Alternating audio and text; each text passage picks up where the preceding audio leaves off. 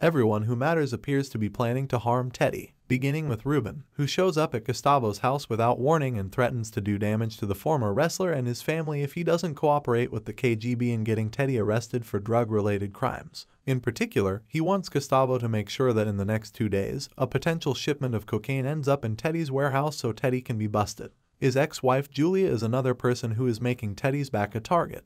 She shows up at Teddy's rented property while pregnant and begs him to return Franklin's money and stop endangering their unborn child. Teddy's ex also calls him out for insisting that his participation in the covert drug operation is a patriotic obligation. She believes that his involvement is really just a ruse to make a statement to his distant father. In order to put a stop to her tirade, Julia threatens to leave. She frankly responds, "A public execution," when he pushes her to explain how she would go about doing that. The CIA is also tired of Teddy and the predicament he finds himself in. Teddy's CIA contact Steven discusses Teddy's problems with Franklin and the KGB with the CIA agent in command. The in-charge employee instructs Steven to clear everything up before things worsen, using the correct terminology. Louie's guilt is the clearest because she wouldn't have been taken captive in the first place if it weren't for her obstinate ambition. The shot that eventually killed Jerome was brought on by his love for her. She is forced to say an early goodbye to his body at the funeral home and, battered and raw, falls into a pit of grief and irrational anger. With the exception of her children, Sissy is now the last member of her direct bloodline,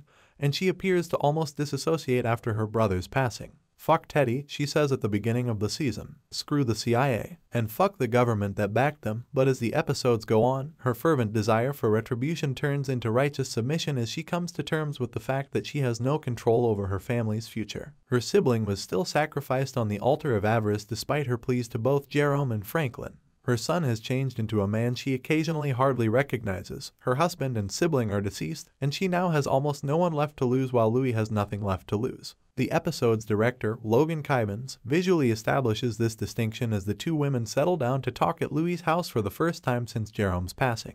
They converse while sitting across from one another at a long table, and the camera pans between both of their faces as they do so. They are both seated at the same table, on the same level, and expressing the same levels of shock and sorrow. However, their mental states diverge as evidenced by what we can see behind their heads. Louie sees complete darkness, while Sissy sees an open window. Louie remarks, "You still have things you care about." "I don't," after listening to Sissy. "I don't." Louie has sunk into the shadows, but Sissy still harbors some hope for calm. She frantically drives to Scully's for mental support because she can't sleep without having nightmares about the previous night. She drives erratically, smashing into garbage cans and approaching the apartment building, totally overwhelming Scully's security. Although they threaten to kill her, Louie is essentially willing them to do so until Scully steps in to stop them. He offers her some advice as someone else who has also experienced the loss of their life's passion and gives her the will to carry on. She finds comfort in the arms of another black woman, as many other black women do when they are reduced to their most basic state. As she soaks in the bath, she visits a childhood friend who lovingly tends to Louie's wounds. They have a discussion in which they look back on their youth and discuss how Louie came to be who she is. She recalled giving a young man $20 in exchange for allowing him choke her in order to time how long it would take someone to pass out.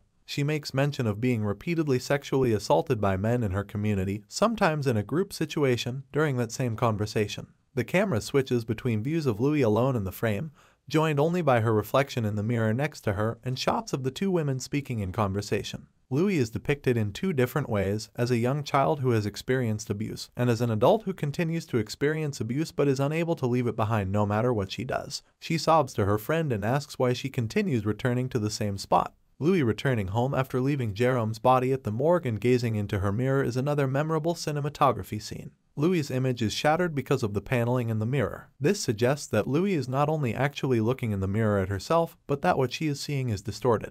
This might symbolize her distorted sense of self-worth as a result of what she's been through, or it might be the guilt she feels for her role in Jerome's death. Regardless, Louie will never be the same after this. However, she puts all of the responsibility on Franklin in public. Later, Teddy requests that Louie reveal where Franklin is. Until she can bury her husband, she instructs him to screw off, but once she has done so, she will do anything, including slit Franklin from neck to nut. Franklin's emotional blockage is evident. While still dressed in all black, looking like death personified, he wears a pair of completely opaque sunglasses, refusing to even look at what is going on in front of him. The episode ends with Jerome's funeral, where we see the neighborhood pay their respects. The Saint ladies exchange a longing glance between Sissy and Louis. When Franklin and Louis eventually meet after the service, Louis questions Franklin about why he returned to save her while she was with Kane. He acknowledges that he is acting in a gentlemanly manner, but reveals that the main motivation is that he requires her to keep the commitment she made while facing certain death. She must lend a hand to him. Louis is obviously not having this. He is asked if he is aware that he is the demon. "Yes, I know," Franklin responds. It appears as though the decisive conflict is about to start.